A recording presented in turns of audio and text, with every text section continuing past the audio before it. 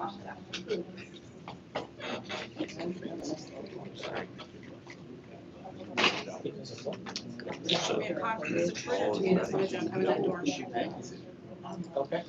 So we used to have cops out there. Yes. We had police officers. We're We being had live. real ones. They're being live. We're not- They're police officers.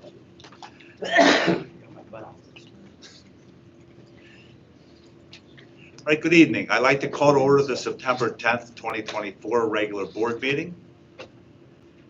And I'd like to announce that the meetings of the Mechanicsburg Area School District Board of Directors are being recorded and live streamed for the purpose of transparency and increased public access. The live stream, along with the recordings from previously held meetings, can be found on the school board's YouTube channel. All would like to rise for the Pledge of Allegiance. Pledge allegiance to the flag of the United States of America and to the republic for which it stands, one nation, under God, indivisible, with liberty and justice for all. This time we'll have a brief moment of silent meditation.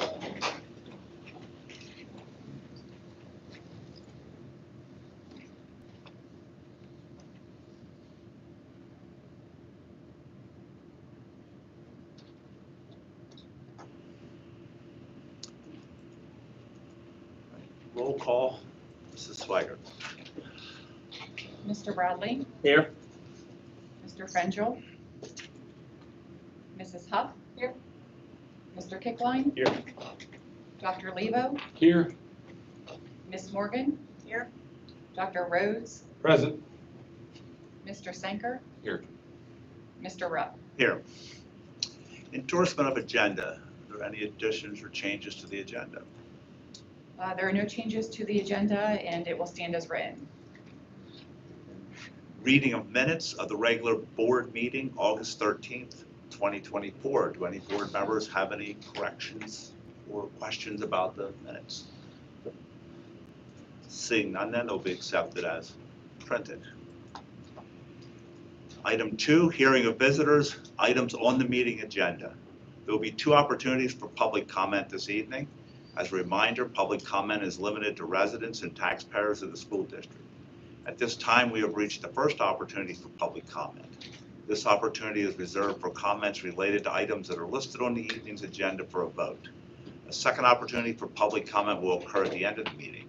The second opportunity for public comment is reserved for comments on issues not listed on the agenda and not being voted upon.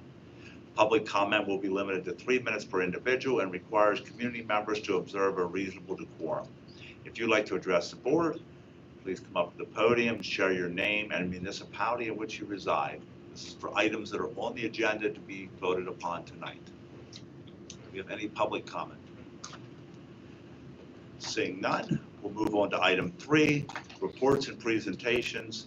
Item 3.01, Superintendent of Schools report. Dr. Pitts. Yes, thank you. First 5-day week we're in the midst of here, so a great start to the school year thus far. We obviously had our first full staff week, which was 4 days of meetings, professional development, preparations for the school year. This was the first year that we've done 4 days in that staff week. Prior to this, we've done 3 days for a long, long time. And I think 2, maybe in my first couple years in the district, but this was the first time with 4, just the way the calendar played out. But there were actually a lot of very positive,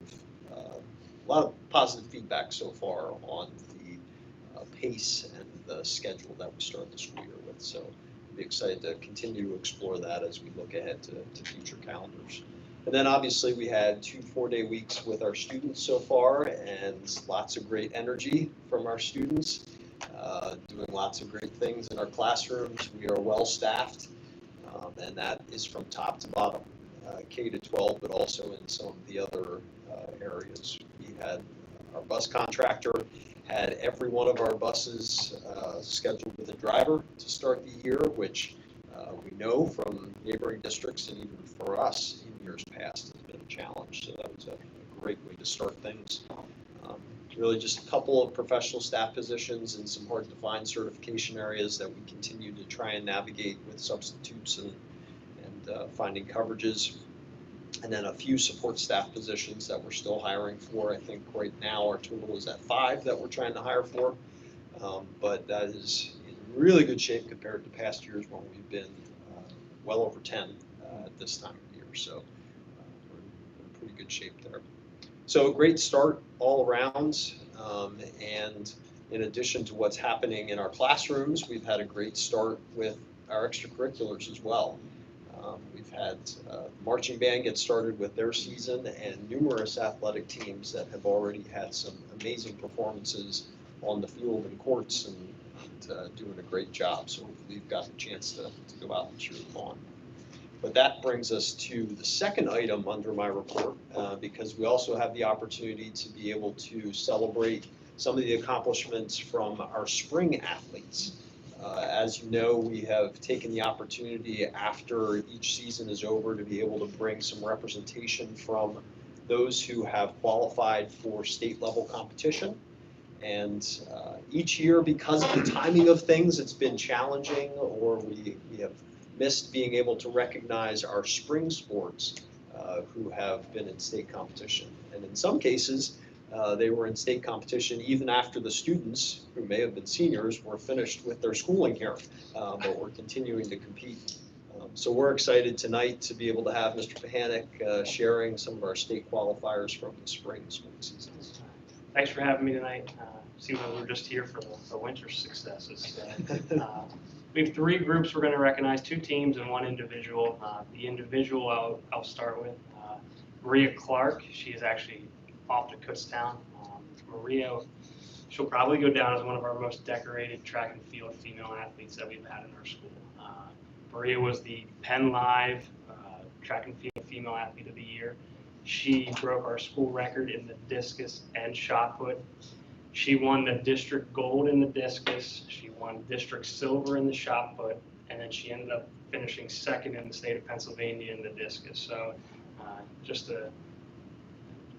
obviously the successes on the field are evident. I'm going to read something real quick though. We obviously are here today to celebrate a lot of the successes from a wins and losses standpoint, but I emailed her mother just to let her know that we were going to recognize Maria, and she wrote a response back to me. So it'll be quick, but just hear me out. Thank you for letting me know about the mentioning at the upcoming school board meeting. She loved the camaraderie of the track team. I'll always make aware of the relationships our throwers made with other girls, not only in our school, but in other school districts. I wish it could have been brought up at another point, somewhere else, but the atmosphere at invitationals, districts, and states was so nice to see. She goes on to mention all the schools there. These schools come to mind when I think of friends Maria and her teammates grew to know through the years. They competed against each other, but they also were there to support, laugh, and share with each other. In today's world, it was awesome to witness something like this. So this female is competing at the highest level, and for her mom to say that just kind of shows why we have interscholastic sports. So that touched me a little bit. So that's Maria Clark. Mr. Pahanik, if you don't mind me mentioning, just as maybe a point in time to reference here for you, you actually met Maria on a couple of occasions. She came before the board, I believe twice, representing the CTC to be able to share her story and her experiences over there in carpentry, I believe was the program that she was in there. So just to put a face with a name and other experiences. Carpentry. No, I think it was carpentry. And then she also did speak at graduation. She's just Yes. very neat student athlete. Next group we're going to recognize is our baseball team. So what I did was I asked the coaches to have 1 or 2 players come from last year that are still in high school, because obviously many of them are moved on to college. So baseball team, I don't want to steal their thunder too much, but for the 2nd straight year won the Piano Light District 3 championship, which qualified them for the state tournament. So I will introduce Clay McAllister, let him introduce Dane, and talk about the year.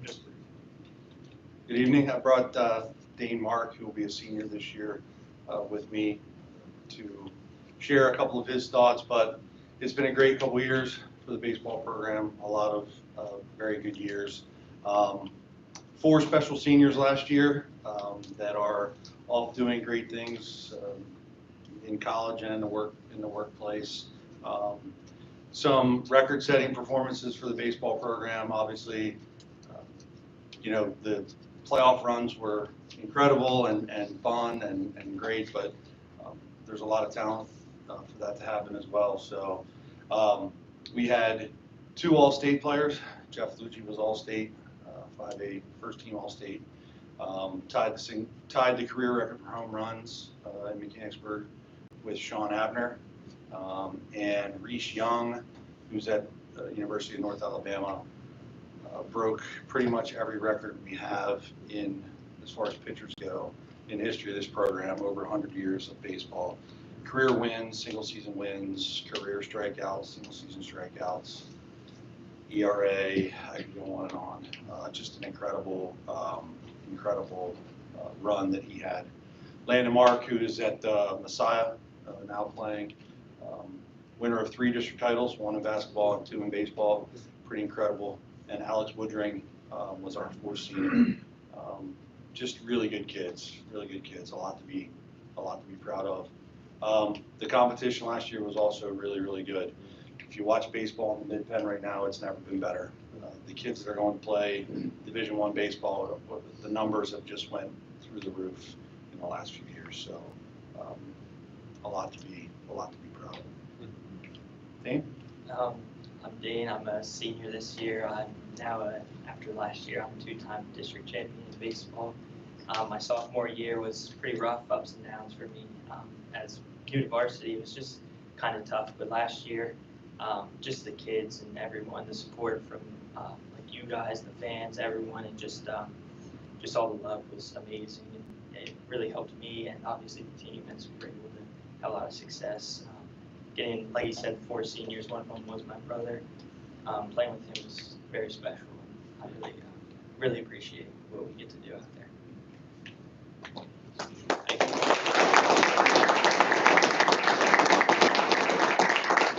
I don't know how he feels about this, but I think it's kind of a feather in the cap. The team they beat in the district championship was Governor Mifflin, and we beat them pretty handily.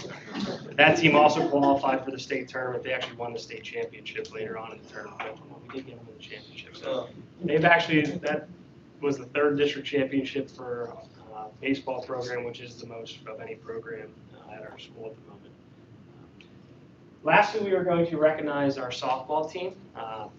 Coach Becky Marshall is here on behalf of Gail Houston. Gail couldn't, she's out of town actually. So our softball team had quite the run. They not only won the division, which we were trying to figure out how many years in a row, it's quite a few. They won the first PIAA game in school history, which is obviously something that they'll hopefully never forget, but I'll never forget. They were down 4-0 in the first round and came back to win, and then the second round was an interesting one as far as you'd be proud of our coaching staff and girls. They actually helped get the field ready because of some logistical nightmares. But I'll let our coach and the players talk a little bit about their year. Yeah, so I have seniors Jada Lacey and Chelsea Heckert with me tonight. They have been on varsity for 3 years so far. As Seth said, we had a really successful season last year, and I would say it's been cool. This is my 9th year to see our program just build. They set a bar, the next team raises that bar every year. Your freshman year we were just talking about was the first time we ever won a district game in school history. Sophomore year, we went to the district finals and lost to Northern, who was the eventual state champion. And then sophomore year was our first time we qualified for states. And then last year was our first time winning a state game. And it's been really cool to see just the team grow and constantly have high expectations for each other.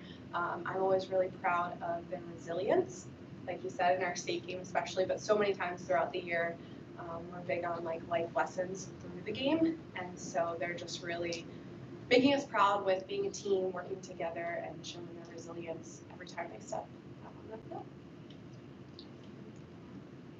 Overall, I would just say my experience on the team was great. As a whole, like, we always come together as a team. We're always resilient. We always come to practice to work hard and build off of each other and the energy. I think that towards the end of our last season, so my junior season, we really came together as a team. and as a whole, and we accomplished amazing things. And I'm just proud of everybody in the past years and that are on the team now, and I'm really excited for this upcoming season. So. I think they pretty much covered it, so I don't have anything else to add. Thank you.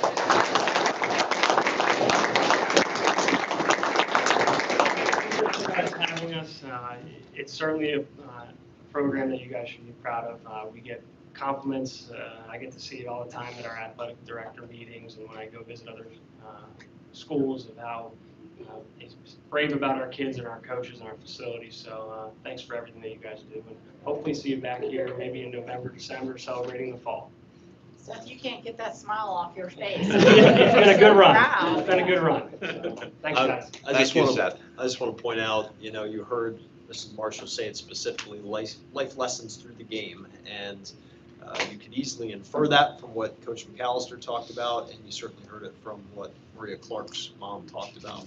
And the reality is that perspective from our coaches comes from your leadership. So thank you for that. Thanks, guys. Thank you.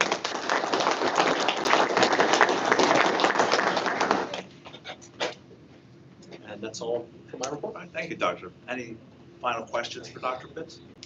I did want to ask, in the past years, we've always had, I think you call it day 3 attendance number or something.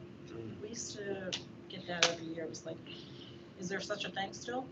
So the big date is really the October 1st numbers, but we haven't looked at the first cycle, 2 cycles. Because I thought we had to turn in like the 3rd day attendance, Yeah, there's some different stats we have to That's publish changed. through PIMS, but we haven't examined it yet. Any other questions? Thank you, Dr. Leidy. Thank you, Dr. Pitts. It's the first time. I know it is. I'm surprised. We're going to start taking. How many times? Hopefully the last. I'm sorry. It's in the minutes. Item 3.02, Capital Area Intermediate Report. Mr. Bradley. The intermediate board met on August 22nd. It was, I called it Strategic Planning Day, or strategic discussion, and it was all going back and looking at the 23-24 school year, how they performed, each of the different departments performed to their guidelines and their standards, and then talk about their wish list for going forward. So it was interesting to see them take that retrospective look back and see what had been accomplished and what they were setting as guidelines going forward. One of the interesting things, they have an organization called Champions for Kids, Champions for Children, C4C.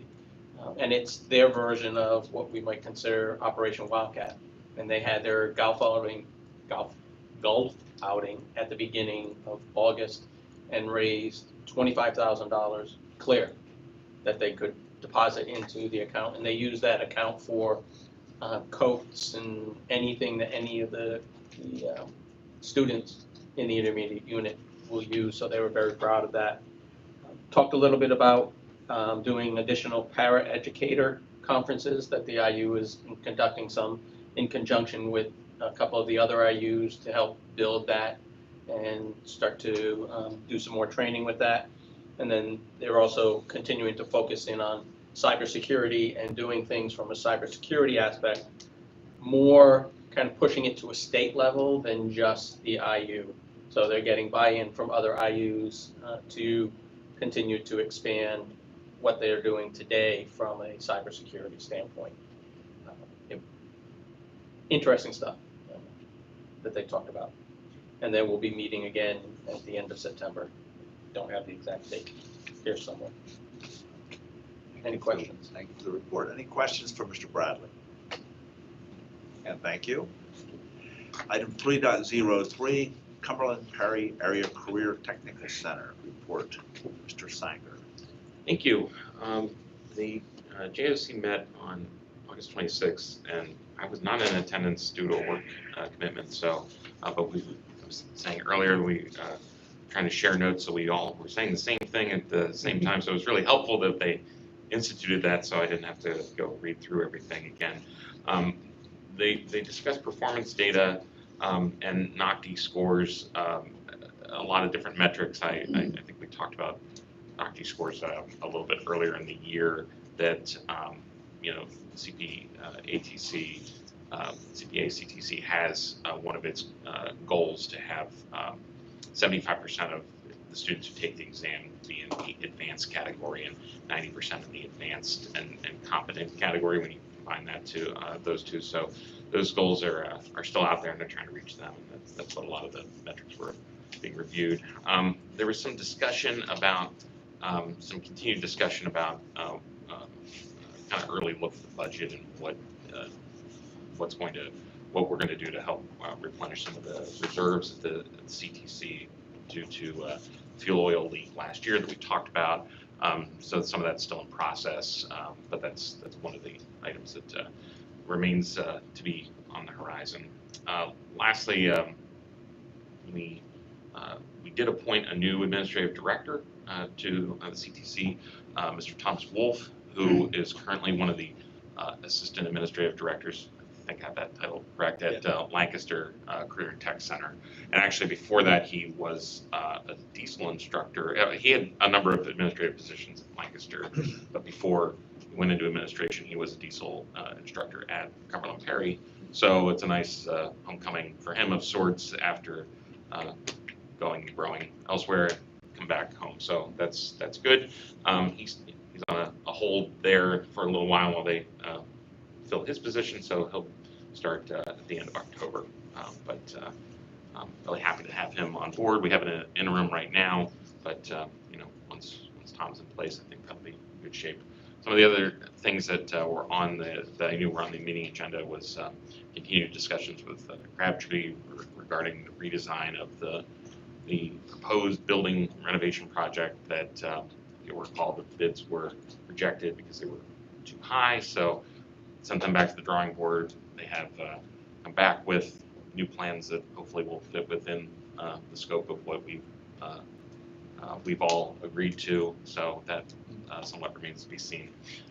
Bids are going to go out later in the fall for that. So that is that's my update. The JFC next meets September 23rd. I do plan to be there. Questions for Mr. Sanger? Thank you for the report, Mr. Sanger. Item 3.04, Wildcat Foundation report, Mrs. Huff.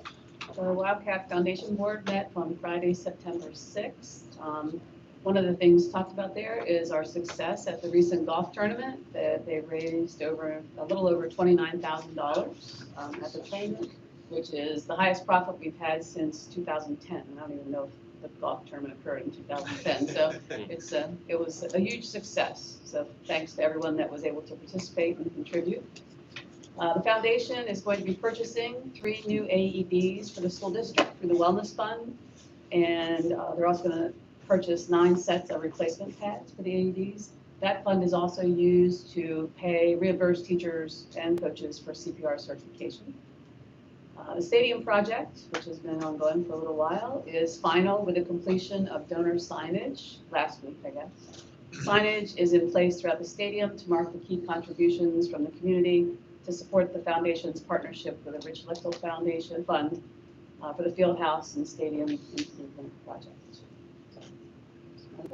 So the signs that are going up, are they the ones that were delayed because of COVID, like the donors that gave to the individual? Yes. So they are in place now, or will? That's my understanding.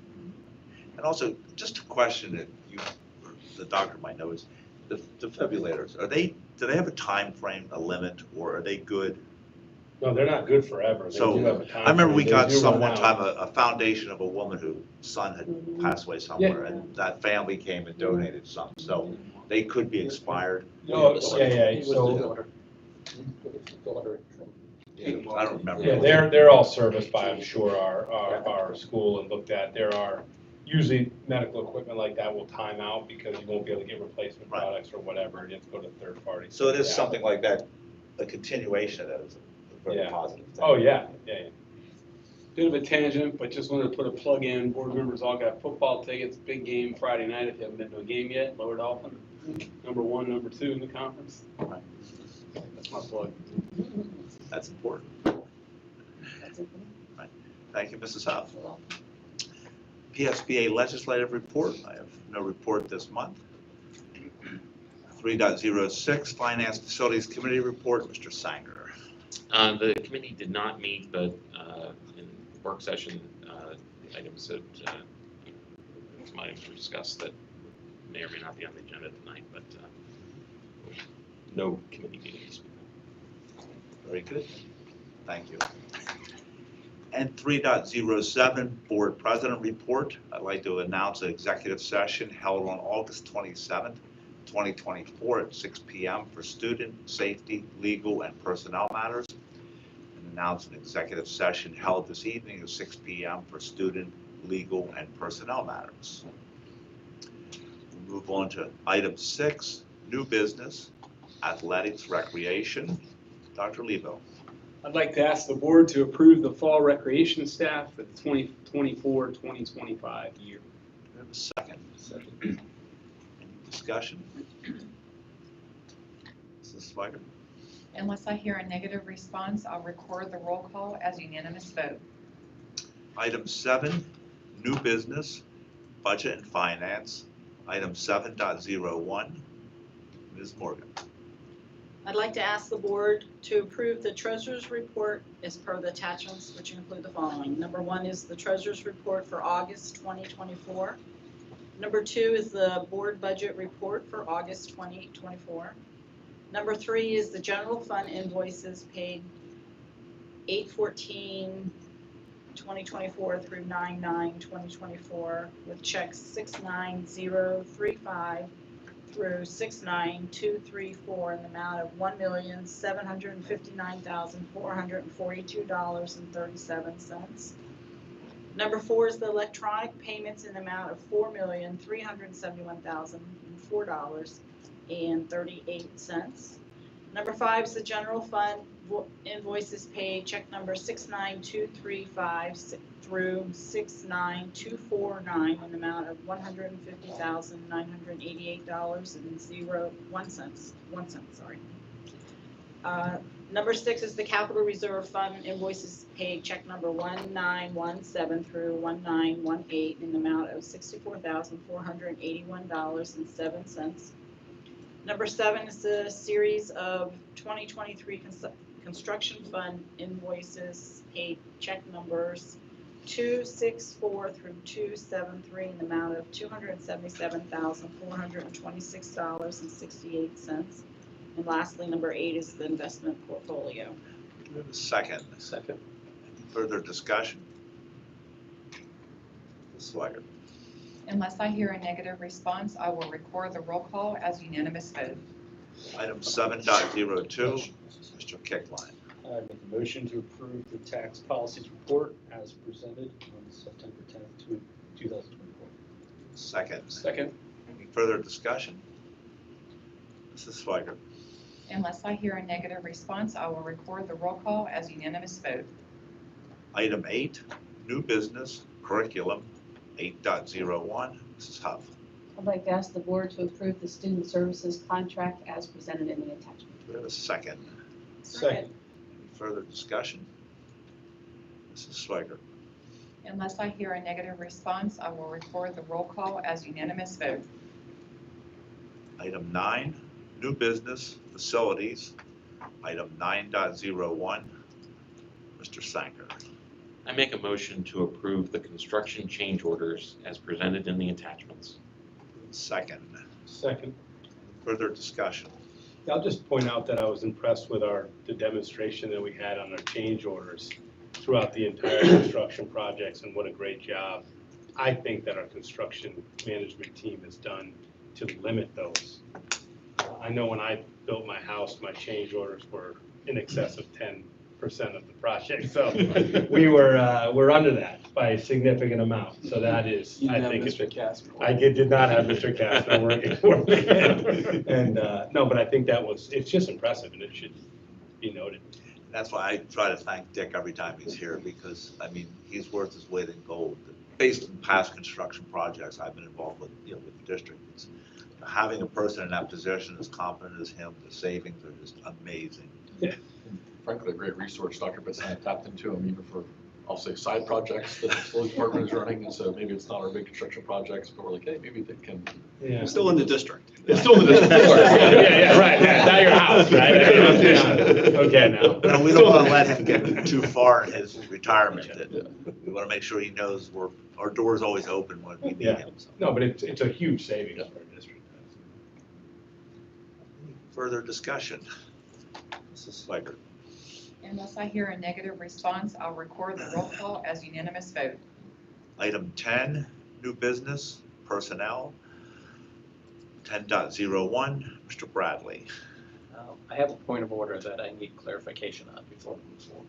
I will be abstaining from this vote, so am I still allowed to put the motion forward? I think you can. I'm sorry, I think you can. He can, but you know what, if you don't You don't mind, have Mrs. Huff, would you like to read it? That way we're covered in every aspect. I'd like to make a motion to approve the personnel report as per the attachments. Do we have a second? Second.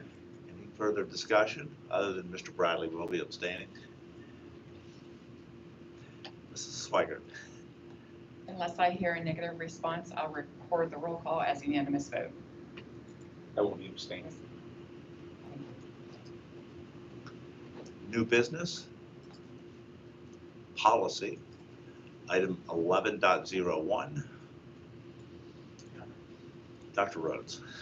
I ask the board to approve the second and final reading of revised board policy 801, public records, as presented in the attachment. Do we have a second? Second. Any further discussion? Mrs. Swiger. Unless I hear a negative response, I'll record the roll call as unanimous vote. Item 11.02, Dr. Rhodes. I ask the board to adopt the agreement and waiver of hearing before the board of directors between parent, student, and the board, and the terms and conditions set forth therein. Direct the superintendent to place said agreement in students' education records. Authorize the superintendent to act on behalf of the board in implementing the agreement and order the expulsion of the following student. Student C, 2024 to 2025, beginning August 29th, 2024, for 1 calendar year. Do we have a second? Second. Any further discussion? I always say this, and now it's really pertinent, I think, with a new superintendent in charge. I've always been proud of how we've handled these. And per our discussion previously, I feel like I'm going to remain to be proud. But I always think that when looking at this, we really need to look at what is right for the student, what is right for our students and our staff. And I think we always find a really great balance. So I'm proud of how we handle these. So I hope you carry on the tradition. Thank you. Any further discussion? Mrs. Swiger. Unless I hear a negative response, I will record the roll call as unanimous vote. No. Item 11.03, Dr. Rhodes. I ask the board to approve a non-resident tuition-free student to complete the 2024-2025 school year. Do we have a second? Second. Any further discussion? Dr. Pitts, we have a few new board members. Could you just briefly refresh all of our members' memories on the policy of why we do this and how it's done? Yeah, so in Board Policy 202, there's a couple different instances where we would have students that are coming forward as non-residents. Most often at this time of year, it's students that are in one of those. In this case, you can see it's non-resident senior status, so it's a situation where a student has been here and has now moved out of the district but is fulfilling their senior year but they're still in the district. There's another instance where, depending on when it is during the school year, students that are in other grades as well could request to be able to finish the remainder, correct, the remainder of that school year here in the district. Right. Very good. All right, any other discussion, questions? Mrs. Swiger. Unless I hear a negative response, I will record the roll call as unanimous vote. Item 13, hearing of visitors. We have reached the second opportunity for public comment. This opportunity is reserved for comments on issues not listed on the agenda and not being voted upon this evening. As a reminder, public comment is limited to residents and taxpayers of the school district. Public comment will be limited to 3 minutes per individual and requires committee members to observe a reasonable decorum. If you'd like to address the board, please share your name and the municipality in which you reside. Is any public comment on items that were not voted on at tonight's meeting? Seeing none, item 14, Ms. Morgan, I'd like to make a motion to adjourn. second. Second. Meeting is adjourned.